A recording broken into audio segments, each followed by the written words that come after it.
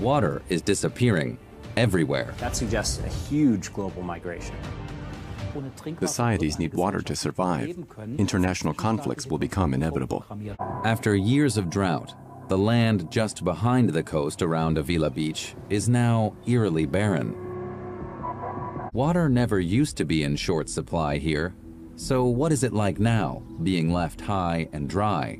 You know, it's one thing not to have Wi-Fi everywhere you go. It's a whole nother thing if you've got no water to drink. I'm scared that one day the water here will run out.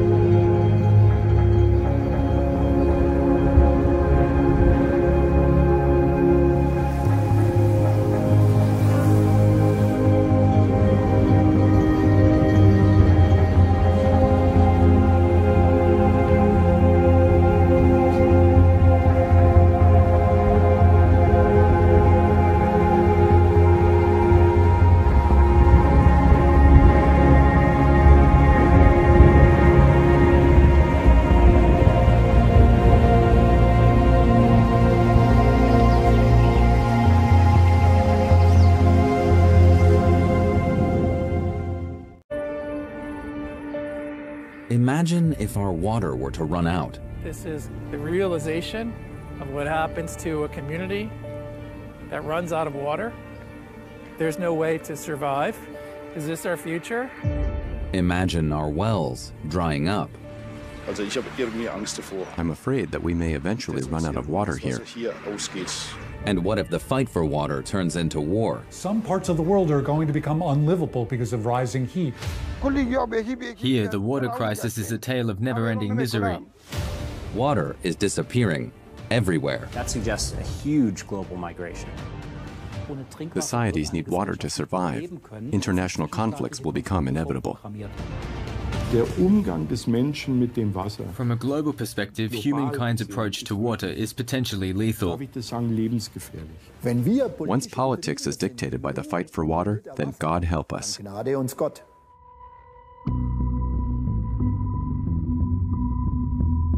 We're used to having plenty of water.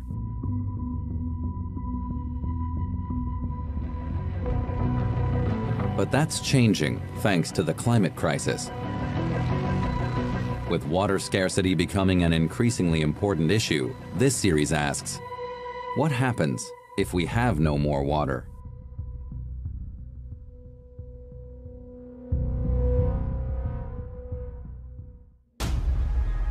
Avila Beach is a picturesque resort town in Southern California, with an old wooden pier stretching far out into the local bay. But appearances can be deceptive. As we're told by Pete Kelly from the local community services, this Pacific Coast paradise is facing disaster. It's a beautiful spot for sure, but it's also very dry now compared to what it usually is. I mean, after a wonderful rainy spring, it's so green around here you wouldn't believe it. It looks like Ireland, but not this year. It's semi-desert. After years of drought, the land just behind the coast around Avila Beach is now eerily barren. We will be out of water, as will most places in California. And it's going to get worse. I would just say pray for rain. 300 kilometers up the coast in comparatively water-rich Northern California lies the town of Mendocino. I mean, I grew up here. This is home. I actually was a firefighter and worked in EMS for about 15 years. So I'm not new to emergencies, I'm not new to protecting the community, but I am relatively new to water and wastewater management. And starting this career in the middle of one of the worst droughts in the last 100 years has presented quite a few challenges. Mendocino's location, perched on the cliffs overlooking the ocean, has made it a popular tourist destination. But these days, fresh water has to be trucked in. The ongoing drought is threatening to sink its key industry. We've been dependent on trucked water since at least January. And the real problem happened July 18th when Fort Bragg shut off the tap, because every month we're more and more dependent on the trucked water.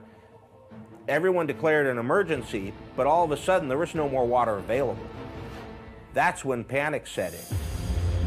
An entire county now dependent on water brought in by trucks and subject to a drought state of emergency declared by the state governor in 2021, a nightmare for locals. When shop owners started calling me and restaurants saying, we have to lock our bathrooms to the public because we don't have enough water, this is a health and safety crisis. It's a human emergency. You know, you can't have people defecating on the street. All over town, restaurant and cafe owners have had to set up portable toilets. Water makes the world go around, and in a first world country, the fact that we don't have, continual access to it is difficult. And every day brings fresh uncertainty. We don't know. We go day by day. We have the risk to sometimes we can open the door because we don't have the water to run our business. Massimo Melani is originally from Italy. Like nearly all restaurant owners, his business cannot function without water. In his case, it's provided by the authorities, but it's rationed. The county gave us water, so this was the water we use for the customer. And so we give it to each customer 1 little barrel. And obviously, if they ask for more water, we give more water. Water never used to be in short supply here. So what is it like now, being left high and dry? It's an embarrassment. It's scary, and it makes you really reevaluate your life, where you live, and it makes you think about things differently. You know, it's one thing not to have Wi-Fi everywhere you go. It's a whole nother thing if you've got no water to drink. And 10,000 kilometers east of California, in Germany, water shortages have become a problem as well. 2020 war das zweitwärmste Jahr in Deutschland. Wochenlang nichts als Sonne, hohe Temperaturen und kein Regen. Erneut rekordverdächtige Temperaturen. In some parts of Germany, searing temperatures have repeatedly strained supplies of drinking water, as here in the town of Lauenau. This is the local water authority. Due to high levels of consumption, the local water supply levels remain critical. The supply of drinking water could occasionally be interrupted. The fire department will soon be distributing a final supply of service water in your area. We have seen critical situations in the dry summers of the last few years, but nothing like this year. In extreme situations like this, the local fire department provides people with water until the local supply can be restored. But why didn't those responsible anticipate the shortfall? An expert explains how a resource once taken for granted became a scarce commodity without anyone really noticing. Wasser ist absolut ein gefährdetes Gut, und zwar in unterschiedlichster Art und Weise. Water is very much a vulnerable resource, in various ways. But in Germany, the days when we had abundant water supplies are gone too. And in some parts of northern Bavaria, there is a dire shortage of water. Richtige Wasserarmutsgebiete sind. Here in Upper Franconia, one of the areas hardest hit by water scarcity in Germany, regional water authorities monitor the groundwater level. Klaus Arzett is joined by Simon Preis from the Nuremberg Water Authority to conduct checks at a critical measuring site. Readings taken at key points like this will, they hope, reveal any hidden developments underground. As the probe is lowered into the ground, a light indicates when it hits groundwater. Simon Preis records the latest data. 4 centimeters lower than last week and 1.5 meters lower than last year. We've been measuring this site since 2012. Since then, the groundwater level has dropped by 13 meters. We also monitor other measuring sites in Bavaria, and we've seen that groundwater levels are dropping and are taking longer to be replenished, if they're recovering at all. But what if groundwater levels continue to sink at this rate? There's no way we can make any medium or long-term predictions. If these lengthy dry periods persist, the groundwater level will continue to drop. As a large proportion of the drinking water in Bavaria comes from groundwater, then obviously there'll be less water available.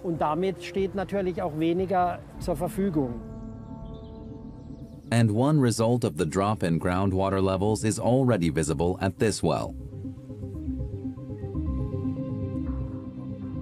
It's supplied 200 households with drinking water for over a century.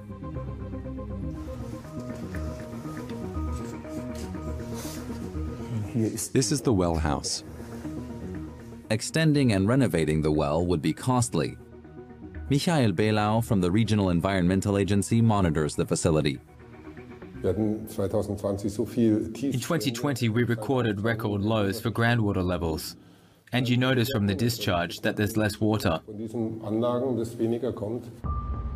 And with those levels no longer sufficient, the well is set to be closed. While the population here in Teuchnitz is growing, the municipal wells and springs are yielding a dwindling supply of water. Christian Müller, head of the local utilities maintenance department, accompanies Klaus Azet and Michael Belau to the community's last remaining well.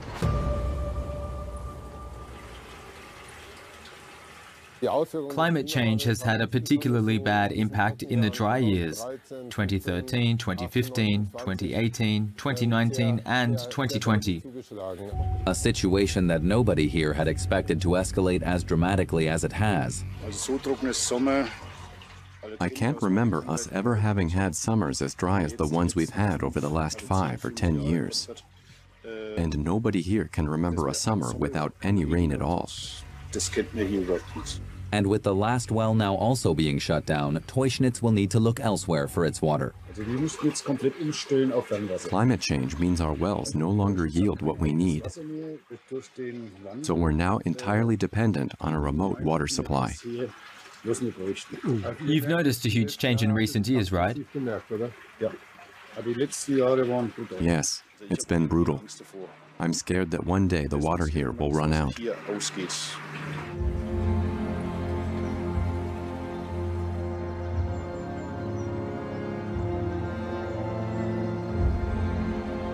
That a community like Teuchnitz no longer has its own water supply because its wells have dried up shows how dramatic the situation has become and how advanced climate change is now, and how this is something we will have to adapt to in the future. 1/3 of Germany's drinking water is already supplied by long-distance pipelines. From the Mauthaus Dam, for instance, seen here under construction in the 1970s. The construction of dams causes massive damage to nature, which is why they were disapproved of for so long. But now they are the backbone of water supply in the likes of southern Germany. Without a long-distance water supply, big cities like Nuremberg or Würzburg could not survive. If it weren't for the dam, there's no way the water supply in this region could be guaranteed.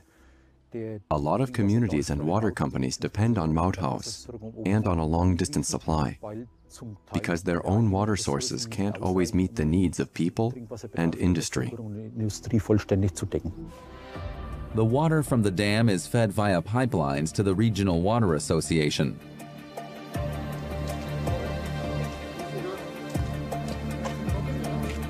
At the control center, Director Markus Rau shows us the full extent of the long-distance water network in Bavaria.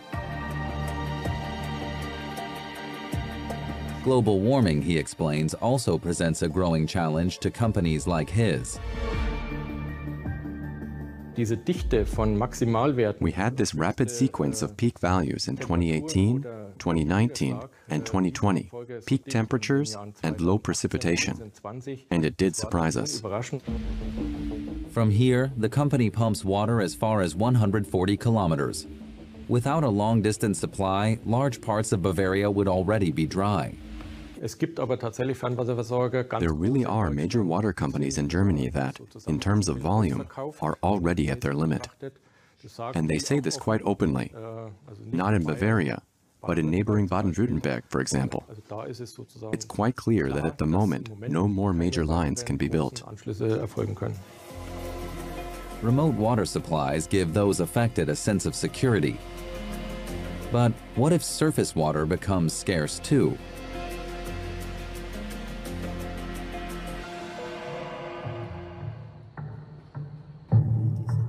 Professor Martin Grambo is a member of Germany's Joint Federal and Regional Working Group on Water Issues. He's spent years studying the availability of the resource in the country. Was damals, wir reden jetzt von einem Zeitraum von vor 30 Jahren. 30 years ago, no one believed that today Northern Europe could be facing a water shortage. Sowas wie einen Wassermangel haben könnten. If anything, just an occasional drought. But no one could have envisaged a scenario that would require such strong attention. Befassen müssen. Das hat, glaube ich, niemand geahnt. A painful admission. But what does the future hold for us? We've now reached a point where we're starting to feel the impact of climate change and many other issues. People are extremely worried that there's worse to come. In some parts of Canada, the speed at which water scarcity is increasing has been completely underestimated.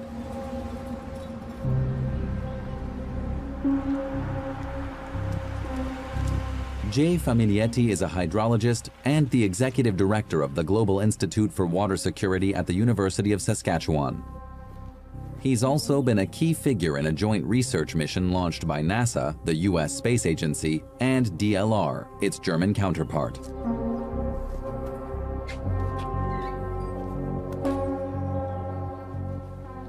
What we see here is an animation of how the GRACE mission works. There are two little satellites, each one is about a meter tall, and they're separated by about 200 kilometers. They really work like a scale in the sky in that they respond to the mass of water on the ground. When a region is losing water, it exerts slightly less of a gravitational tug on the satellites, and they float a little bit higher in their orbits. So by keeping track of the ups and downs of these satellites, we can map out the regions around the world that are gaining and losing water mass, and we've been doing this for 20 years now. What might sound like science fiction is reality. The scientists have been recording massive water losses worldwide. They can forecast droughts and identify which regions are drying out even before the effects are at all tangible. The GRACE mission shows, for instance, that the US West Coast is drying up at an alarming and growing pace. Phoenix, Arizona, a city built in the desert. But with its abundance of green lawns, artificial lakes, and fountains, there's no indication that water might be scarce here. Phoenix is the fastest growing city in America and home to a booming high-tech sector. And that makes it a particularly big consumer of water. Phoenix's water comes from 450 kilometers away, through a long-distance pipeline system that runs right through the desert from Lake Powell, one of the two biggest reservoirs in the US. In total, some 40 million people depend on this water. But the lake, which is filled by the Colorado River, is at its lowest ever level. A development predicted by Jay Familietti with the help of satellite data. So I was standing at the bottom of the new boat ramp. You can see that it no longer reaches. It just goes up to where these orange barriers are. So boats can't be put in the water over here. And if you take a look on Google Maps and at my position right now, you'll see that just a few years ago, I would be underwater right now. So this is where we're at. Once upon a time, Lake Powell was full to the brim as far as the eye could see. Originally, the reservoir was to protect the entire West Coast from the threat of water scarcity.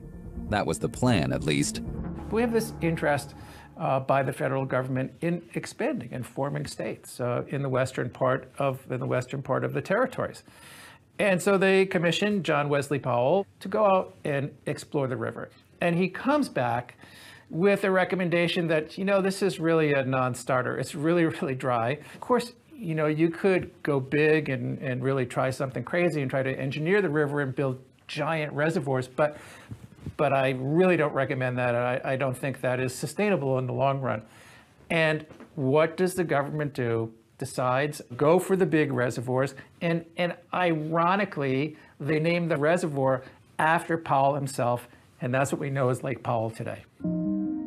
What for decades was seen as a visionary idea for the settlement and future of America's western states has become their Achilles heel. It gives me great concern, and I think it gives a lot of people great concern when they see just how far the level has dropped. Last time I was here, in about this same spot, was 30, 31, 32 years ago.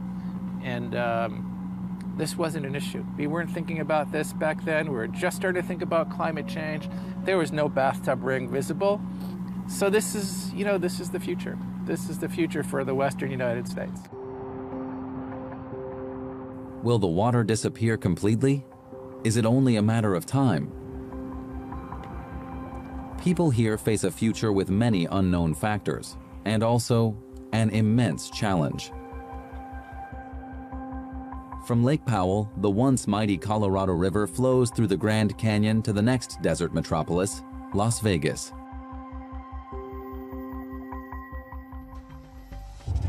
America's Sin City is famed for its extravagant aquatic shows.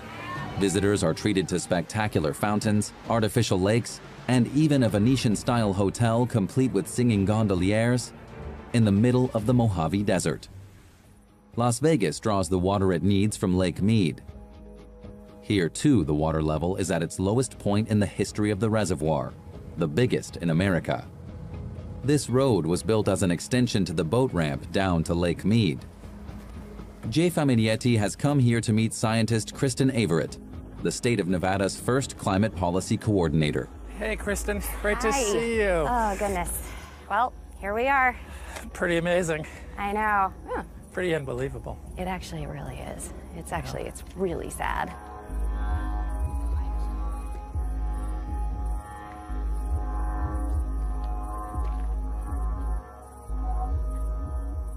So, it's pretty apparent. You can see where the water used to be up there, where you have that pretty stunning bathtub ring, and you see that all around the lake. And we would have been, hundreds plus feet underwater right now if the lake was actually full, if we were where we're at. Yep. I think it's also stunning to think about the fact that, this is just going to keep going down. I know. The odds of Lake Mead being full again are pretty much slim to none. This really is just climate change right in your face. And it's pretty profound to look at, to come out and see. Yeah. But, that's the new reality. I know. And that's pretty scary. It is. Right, when you think about that. So how could it come to this? It is a desert landscape. You know you live in the desert. The thing is, everybody in the western U.S. needs to act like they live in the desert. I know. And they don't. We see it all over the place. We're in Phoenix, and you know what it's like there. Oh, yeah. Lots of green grass and golf courses, and the sprinklers shooting great arcs into the air at midday. Exactly. Right? Exactly. It's all crazy stuff. Yeah, It's true. The only way we're going to sustain these desert cities is with really, really careful conservation and probably some new thinking about water management. A daunting challenge in terms of scale and complexity, and the odds.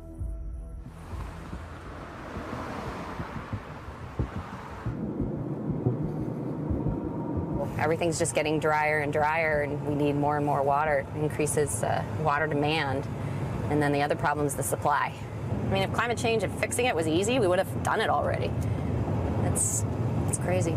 We are in a decades-long drought, a mega drought here in the Southwest. 19, 20 years of drought is what we've been experiencing. And drought, I always think about that as being a temporary sort of situation. Really, this isn't just drought, this is aridification. This is a permanent state moving forward for this part of the world. To keep its tourism industry buoyant, Las Vegas still gives the impression of being a city with plenty of water. Looks can be deceiving. We're really in a situation where we really need to make sure that everybody is conserving every drop of water possible. And for the residents of Las Vegas, years or decades of drought will force them to change their lifestyles. You know, 20 years ago in southern Nevada, we had a lot of grass. Everybody had grass in their front yards, grass in their backyard. So our community came together and we implemented a lot of conservation programs. And one of those programs was an incentive program where we pay people to take out grass and replace it with drip irrigated landscaping. And what that has done is it has reduced our community's consumption of the Colorado River by 23% since 2002. Yet our community has grown by nearly 800,000 people during that same time. So we're serving more people with less water today, and we still have more conservation gains to make. To realize those gains, city authorities are now resorting to more aggressive solutions, such as an around-the-clock water patrol. Special investigators ensure compliance with the strict water use regulations. I work for the water waste enforcement team for the Las Vegas Valley Water District. So what my job is to basically drive around the city of Las Vegas and basically find water waste violations. Those can range from anything to watering on an unassigned day, any kind of malfunctions. When his team comes across a violation, like in this case, they issue a fine.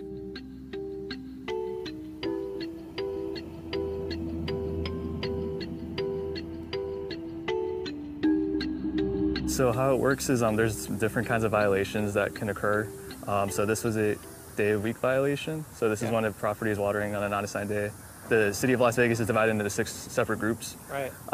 As of now, A, C, and E waters Monday, Wednesdays, and Fridays. B, D, and F waters Tuesday, Thursdays, and Saturdays.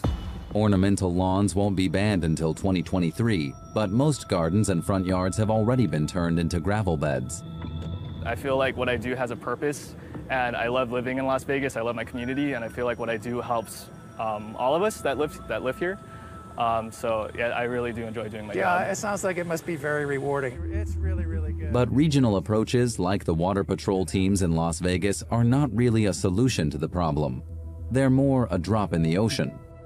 It is crazy from a resource availability perspective that we have these mega cities in the desert.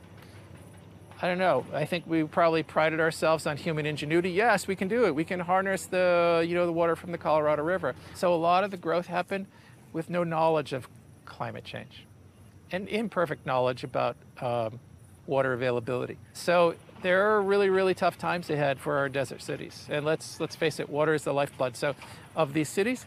And so I'm really concerned actually about their existence. And while water levels in the major reservoirs serving the west of the country have dropped alarmingly in recent years, there's another invisible development also emerging. What we don't see is what's happening underneath the ground. And that's the disappearance of groundwater. The groundwater is disappearing at 7 times the rate at which this water in Lake Powell is disappearing. So what does the data from NASA's satellites tell us about the surface and groundwater situation in California? This is a hugely agricultural region, produces food for the world. It's home to 40 million people. And look over here. This is the Silicon Valley. This is the world's home of technological innovation. Technology is incredibly water intensive, and this region is running out of water. San Francisco, one of the world's major financial centers and the gateway to Silicon Valley.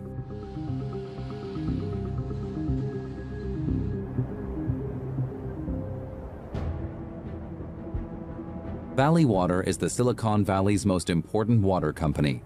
Today, it's inaugurating a new purification facility.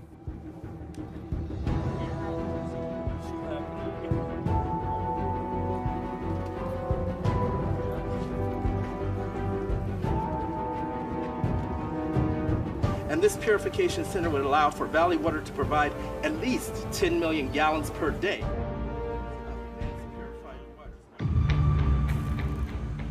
a high-tech answer to aridification. But will it be enough to quench the region's thirst?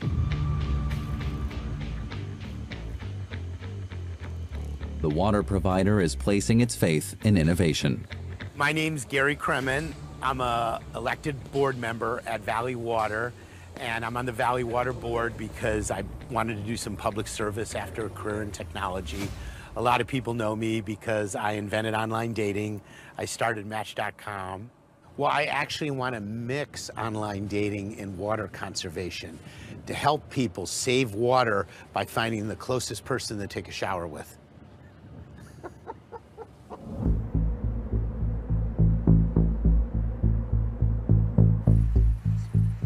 The board member gets an on-the-ground update from his colleague Chris Hakes on the situation at Anderson Reservoir, the biggest reservoir in the Silicon Valley.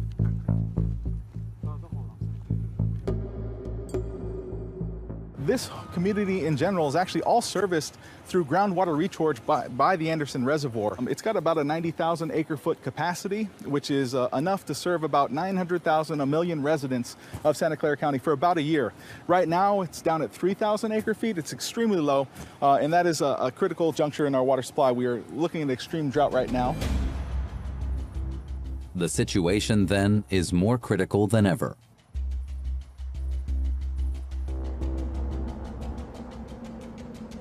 So we are in a really interesting situation here. We have some of the largest companies in the world, like Google and Apple, all headquartered here. We have a pretty dense population of 2 million people, and what unifies them and what they all need is water. But unfortunately, we have to import our water from hundreds of miles away because we used all our local water already. We've always had to import water, okay? The problem we're having is there's no water to import anymore. The state of California and the federal government, where we would get it from, they're giving us zero. So there is a real possibility all we will get is health and safety water, which is a minimum amount of water for drinking and showering, and that's it.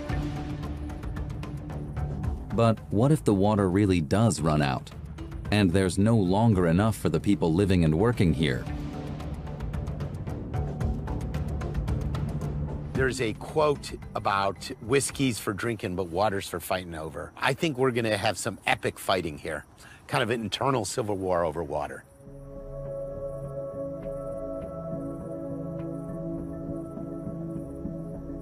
I don't want to say it's threatening because I don't want people to panic, but I would be panicked. Abram Lustgarten is an acclaimed researcher and writer about the impact of changing climate zones on people around the world.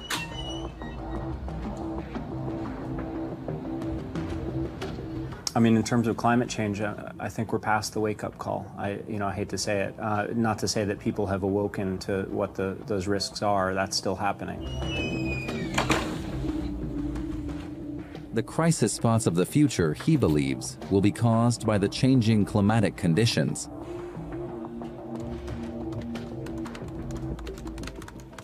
For the past 6,000 years, humans on planet Earth have lived in a relatively narrow band of environmental conditions. Climate change is changing where those bands exist. It's pushing them northward and southward, but there's more land in the north. And so we can expect as a result that human populations over some period of time will move with those bands, just as they always have. Kabul, capital of Afghanistan, a country with a long history of battling aridity. And in recent years, the situation has become more severe with yet another protracted drought. Water now only flows from faucets in the wealthier parts of town, a precious luxury for a precious few. And a luxury made possible by water pumps in one of the city's suburbs, built with the help of technology and funding from Germany.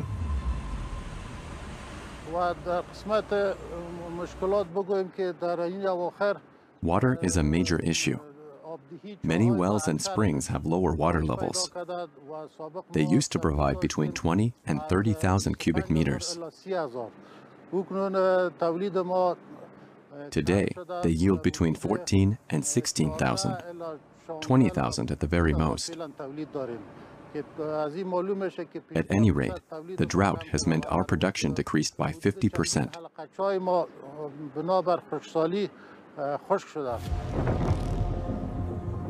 Ensuring water flows through those taps in downtown Kabul means drawing groundwater from a poor district. The locals themselves have literally been left high and dry.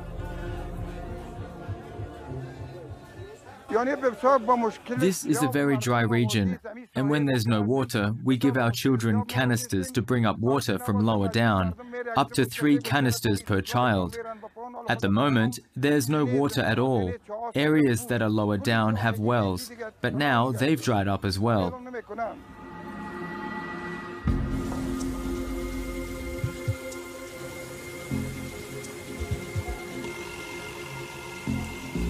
On good days, children are sent into town to fetch water.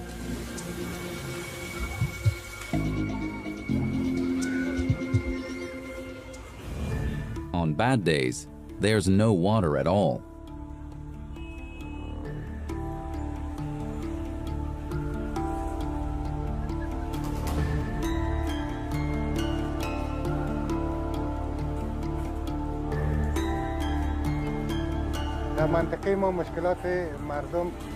The problem in this region is that people have no access to clean water. That's the reason why last week, for example, 60% of the population were suffering from diarrhea-related illnesses.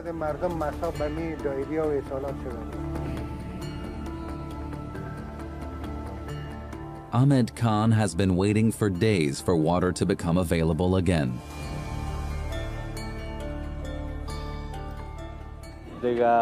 We have a lot of problems to cope with, but the shortage of drinking water is particularly bad. We only get water from the tap every 12 or 13 days, and even then, for no more than an hour or an hour and a half. Often there's none at all. Then I have to come down here to fetch some myself. There's simply not enough water for this region. How many people will fight for their water, and how many will simply move on? People are migrating already now as a result of climate change. They're migrating in the United States, they're migrating out of North Africa, they're migrating in Europe.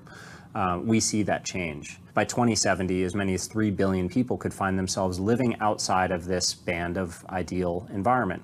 That suggests a huge global migration, likely to move mostly north, of very, very large numbers of people. When water supplies are insufficient, people move to where the water is, all over the world. And neither border fences nor the open seas can hold back people who are desperately in need.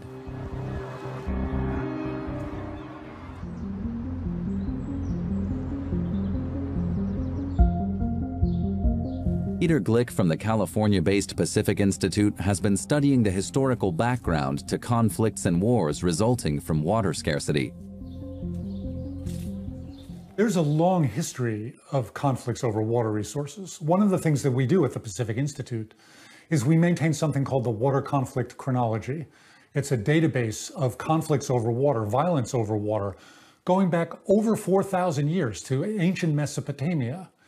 But it's also true that in recent years, the number and types of conflicts over water have grown enormously. In recent memory, water scarcity was also among the factors that triggered the conflict in Syria, where a devastating drought led to rising prices for cereals. The result? War and widespread destruction. And there had been experts warning of precisely such conflicts, like Jay Famiglietti. We did a lot of work in the United States at the federal level, trying to raise awareness about what we saw. Before we published a paper on this region in 2013. We started messaging on it about 2009, before the Arab Spring, before the Syrian unrest. We did not get a lot of attention. Scientists from the Grace mission also raised the alarm back in 2009. They told Congress, gave a presentation in the White House, and sent their data to defense officials in the Pentagon.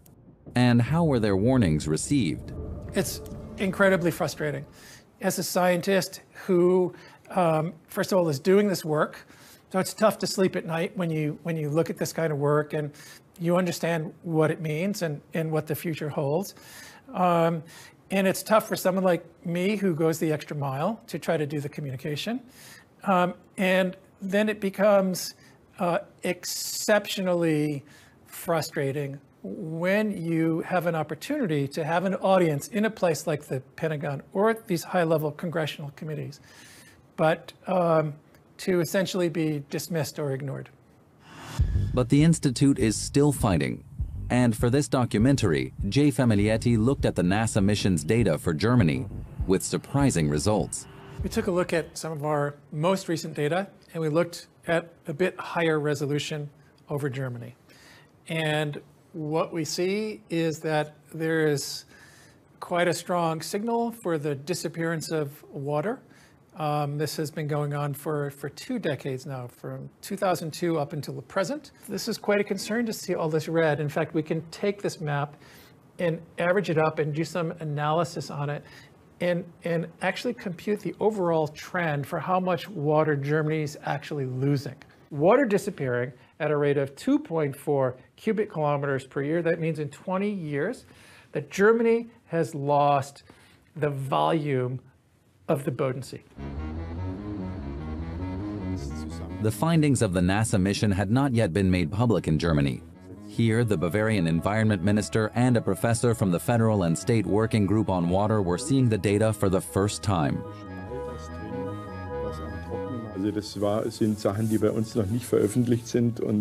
Sadly, all this currently unpublished data supports the picture that, ultimately, we have a systemic deficit.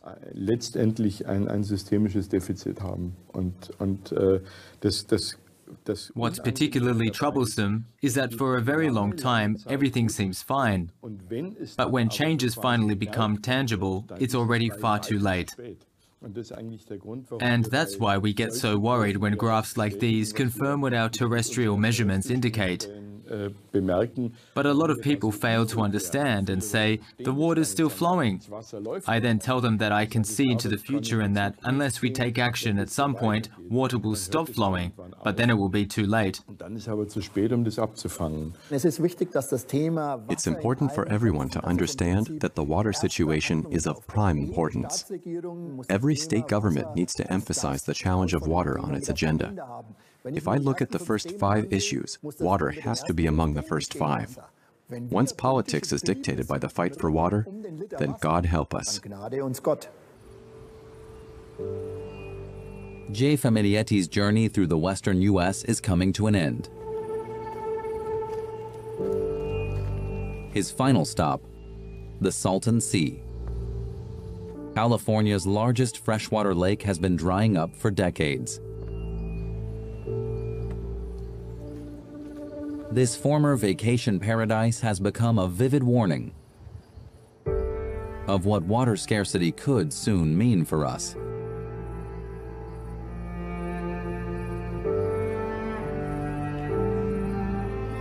When I walk around this place, it really makes me sad to see the degradation, the real post-apocalyptic feel, the real realization of what happens to a community that runs out of water. There's no way to survive. Is this our future? I think we really need to stand up and take notice. This could happen anywhere. Water is essential for life. If we don't have it, this could be our future. I think this is must-see viewing for our elected officials, for our decision makers. They need to know that in many parts of the world, this is the trajectory that we're on.